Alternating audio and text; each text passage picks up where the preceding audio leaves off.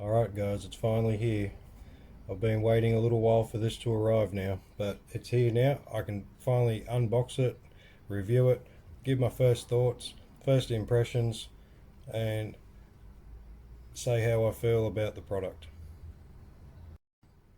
Okay, without any more waiting, let's open this box. Let's see what we've got. Today I'll use this.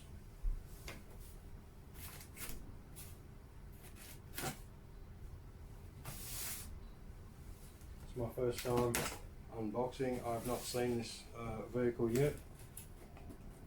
You guys are coming along with me.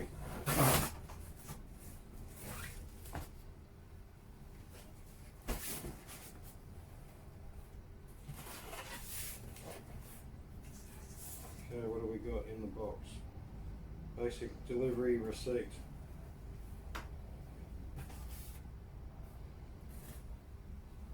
Alright. Packaging. It's good to see packaging to protect the box whilst it's being transported.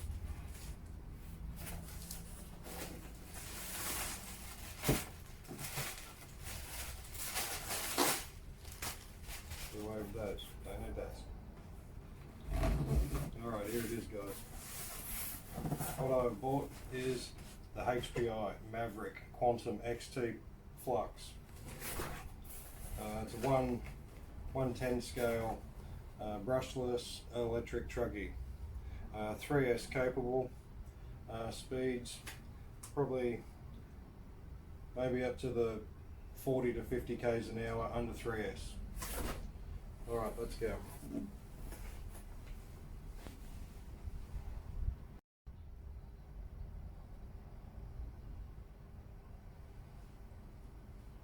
Okay. So now we are going to take this out of the box, see what we've got inside.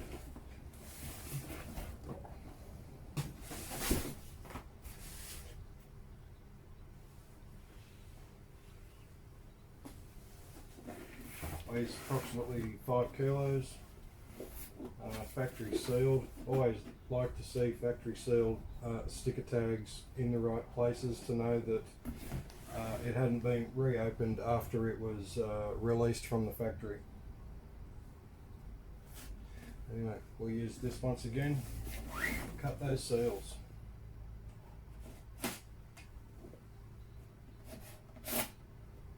Sharp blade. And on the sides. Alright.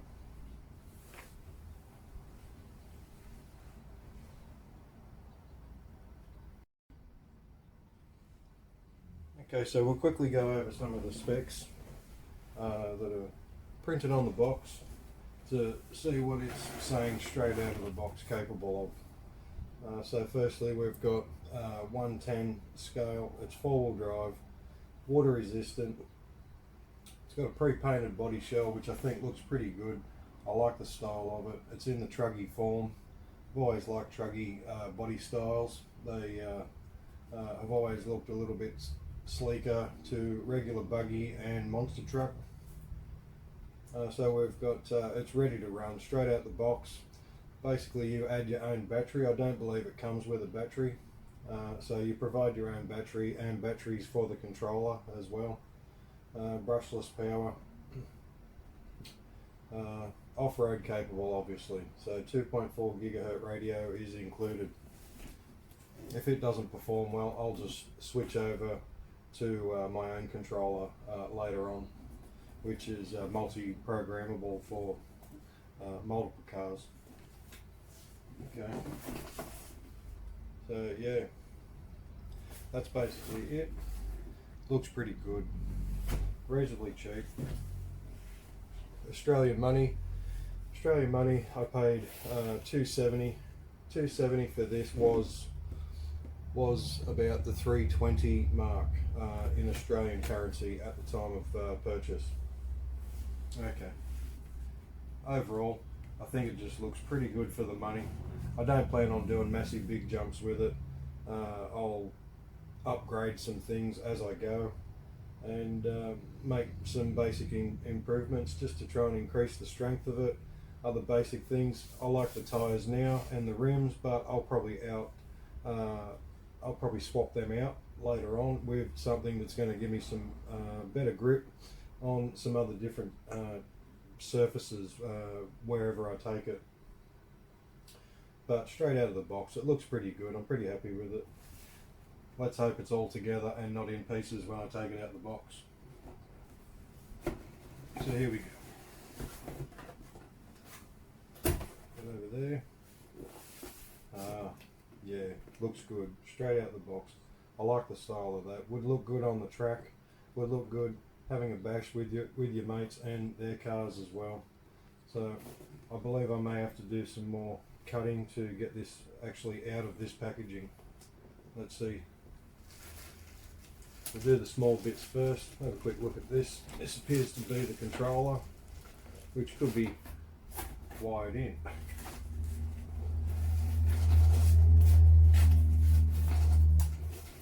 Packaged reasonably well. Overall, I'm happy with the way it's packaged. There we go. Packaged in the box. At least, you know, when it's being transported, you know it's not wobbling around. You know that it's not being bounced around. Your controller's even bubble wrapped, which is pretty good too. I like to see that. I think they've done okay. We've got basic sticker, a couple of stickers there for either side of it. Comes with the hex tool for undoing the wheel nuts. In general, I believe it's plastic, so it may not be very strong. You're probably better off just using your own existing metal wheel nut remover tool, as I feel that will be better than what they're giving you here. That's good enough to get you out of trouble, but yeah, your metal one will work better. Comes with a heat sink to go over the motor to help dissipate the heat as you're driving the car.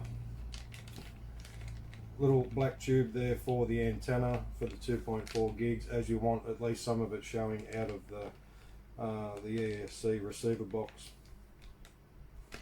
So the basic instructions, startup instructions, we'll look at those in detail later. Okay. There we go, we've got the controller. Like I said, it's nicely bubble wrapped, so it's getting some sort of protection. Has a little bit of weight to it, so it feels like it might be reasonably good quality to last long enough until I decide to swap it out. And we'll check how this feels in a second. There we go. Yeah, so a little bit of weight there. It feels like it's got something that's of quality about it. It looks okay. We've got our basic channel 2, channel 1, and our drive. On-off switch at the back there.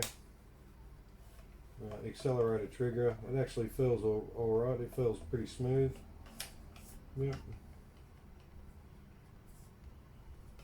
It is what it is for straight out the box type controllers that you would expect to see with any car that you buy. Yeah. Take that off. Don't need that. Under the lid, under this side of the lid, we've got the channel 1 selection, channel 2 selection, your high throttle speed and your low throttle speed, and a binding button there for rebinding. Yeah, not too bad. Okay, last thing out of the box is the car, most important part. Let's see if we can get this out finally. Oh, there we go. Don't need that. Yeah, so has a bit of weight there. It feels okay. Doesn't feel overly too cheap. A lot of plastic components. Pretty much all plastic components. A little bit of metal there. They're the types of upgrades that you're looking to do later on, is to replace things with alloy to metal upgrades. as plastic parts will snap, but they tend to have a lot of give in them up until the point where they will snap. Yes. Okay, held in by 2 zip ties. Let's remove. Without getting fingers.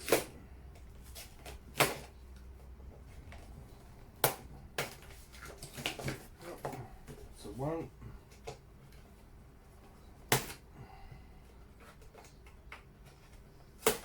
Okay, here we go, it's 2.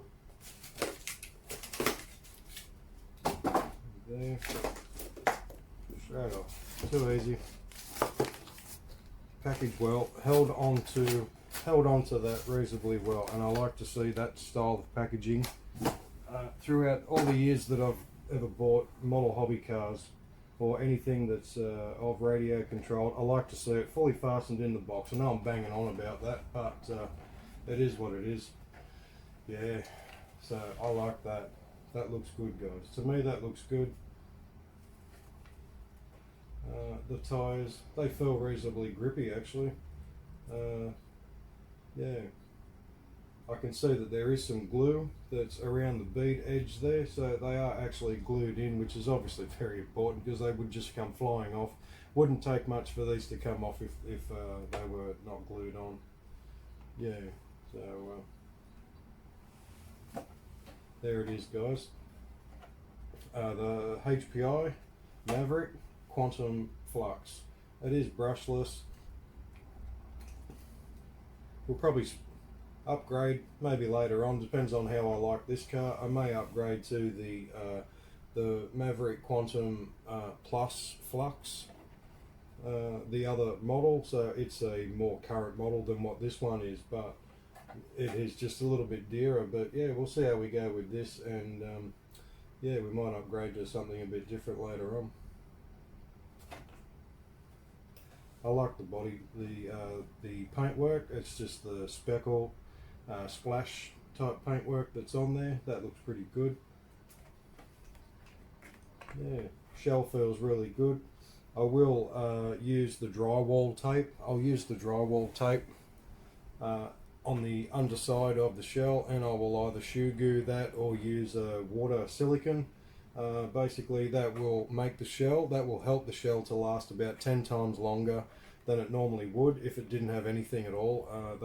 Shells crack, they break, they have things that go wrong with them. So by adding the drywall tape, which is used for your plastering or wall plastering, and basically like a silicone or a shoe glue if I get hold of that, and yeah, it will reinforce the strength of the shell. So I believe that's something that I'm going to start to do with all my other model hobby car shells that I have. I will be doing that same thing, and I will do another video on that later on of me actually doing that. Won't be full detail in depth, but it'll be just basically showing you what I'm doing, and I've just seen other people do it, so I believe it's good to do that to your shell.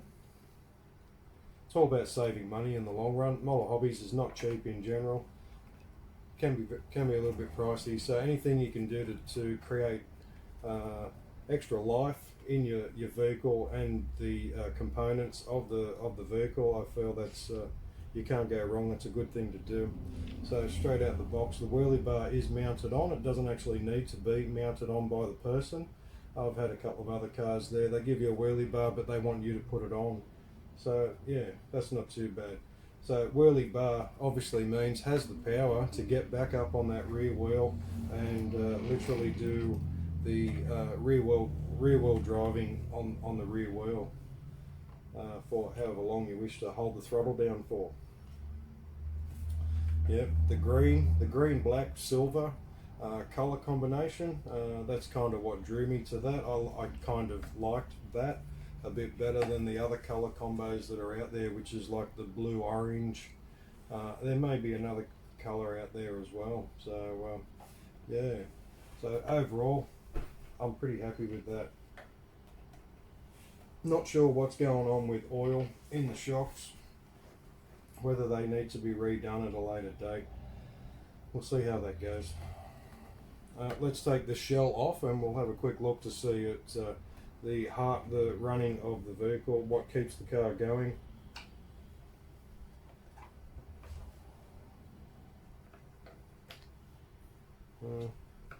Straightforward, 4 body pin clips, comes off, shell easily removes. So yeah, underneath the shell, I'm going to reinforce that once again with the drywall tape. I will hot glue it down in spots so it stays down to the shell. Then I will use the shoe goo, or I will use wet areas, bathroom style silicone, and I will just smear a coating of that on the inside of the shell to help give the inside of the shell strength, the body shell. Yeah, okay. So always nice to look at when you see a new RC car and they're all brand new, don't have any dirt on them. They're always lovely to look at, always nice to look at. Yeah, so for that sort of money, that's all the standard sort of stuff. Brushless power there by the brushless motor system there. So battery tray compartment. Hopefully I can fit my 3S LiPo that I've got in there, but looks straight out of the box. It's going to be capable of taking pretty much most milliamp sizes of maybe around your 5000 milliamp to in your 7.4 volt LiPos. To me, that's the better option to run those batteries compared to your nickel metal hydrides, where they just don't seem to have the response like what LiPo batteries do. Yeah, so pretty much, well, like I said, all plastic components there. I will probably put some Perspex type bash covers, which I'll just either hot glue or double side tape them down, just to help have a second layer of protection, so that there will be scraping going on the Perspex and not on this part of the car itself. Doesn't feel too heavy, but it's not too light, so I can feel that it does feel like it's reasonably okay quality there. Yeah, not too bad. Yeah. It's a stock standard servo. I'm not too sure what the kilo ratage is on the servo. It's probably maybe a 40 amp, somewhere between a 40 amp to 60 amp ESC speed controller. On-off switch is in a reasonably good spot there, well protected. Yeah, I've seen model hobby cars where there's on-off switches sort of in areas where if the switch button is literally facing outside of the car, then it could accidentally be turned off. What I'm saying is, it's good to just see it in a spot where it's pretty much well protected. Yeah, so it will only be turned off if you come along and turn it off. Yeah. So the wing is of the hard plastic, typical RC plastic style. We'll cop a bit of a bash later on when, if there's tumble-wumbles going on, and basically if the car rolls over. Sometimes these are the parts that will get broken reasonably quickly. Yeah, so before I do my first test run, which I'll do another video on, I will basically do like a quick going over of the car. I'll just ensure that most of the components and any of the screws that I can get to with tools are actually tight enough to basically be in a usable condition. Yeah, so basically if you're using these and things aren't tightened up on the very first time, things will come loose, things will fall off. So basically I'm just saying, you just go over the car and make sure that pretty much everything that you can get a tool onto is tightened up. And in needing be. There may be other things like down in this drive shaft here. I believe there is a grub screw there. It's known to work itself loose, and so basically if you use like your medium strength Loctite, you'll be able to get that Loctited in, and it will basically stay in and it won't come out. So medium strength Loctite is probably the better one to use. You can use the full Loctite, but medium strength Loctite, you can at least undo it again, but it's holding firm in the meantime. Yeah, so I'm looking forward to doing my first test run. We won't be punishing the car, we'll be just taking it easy with it for the first few goes, just to get the idea of how the car feels, how it behaves, how it performs, and then we'll start to drive it. We'll do things like a little bit more air, bigger jumps, take it to some places where you can do the jumping more safely. Yeah, so but anyway guys, well, thank you very much for joining me on this quick review, which probably went for 10 minutes or more, so thank you once again for that if you're here now, if you made it this far with me. Yeah, this is my review on the HPI Maverick Quantum Plus brushless, so it's 3S capable. I'll run a 3S later, but in the meantime I'll run a 7.4 5000 milliamp LiPo battery, and that will be plenty of power just to get this up and going. Yeah, so thank you once again, and I may even do like a troubleshooting video later on of things that I've discovered that happened to me later on, and it may help others down the road, down the future, for helpful tips and advice for anyone else that's purchase one of these, something goes wrong, then there's videos out there for people to see to know how to fix things, which is what I do a lot of. I watch a lot of videos, I see people how they fix things on model hobby cars, and that's how I've learned certain things about keeping cars going in general. So thank you very much once again, guys. Yeah, before I go, I just wanted to say a big thank you very much to all my new subscribers. My channel's reasonably new, just trying to grow the channel. We'll do different things in the future, do some other reviews. Just if I buy something and I feel I want to do a review on it, just to show you, more than happy to show you what I think of a product. Yeah, so that's it. That's it for this car. I'm very happy that I bought this. It will give me hours of enjoyment. Yeah, so I appreciate you guys all coming along just to have a quick look at this. Yeah, thank you once again, guys. And just remember, if you like this sort of stuff, please click the like button. Subscribe if you want to. Like, dislike, it's up to you. Leave a comment. Tell me what you think of this type of stuff for reviews. I'm happy to do other reviews of other types of cars. I've got a couple of other cars there which I've just bought, so they're basically new in the box as well, and I can just do quick reviews on them as well. It's the thing with the model hobbies, I'm interested in some of the cheaper stuff that is out there. If it's looked after, you can get that to last you as long as some of the expensive model hobby stuff that's out there. And to me, that's what model hobby should be. It should be affordable for everybody. Yeah, we all know it can be expensive at times. Okay, guys, thank you very much. So just remember, click like, subscribe, share, and that lovely notification bell so that you'll be notified of any of my other future videos that are coming up soon. Okay guys, thank you very much, and bye for now.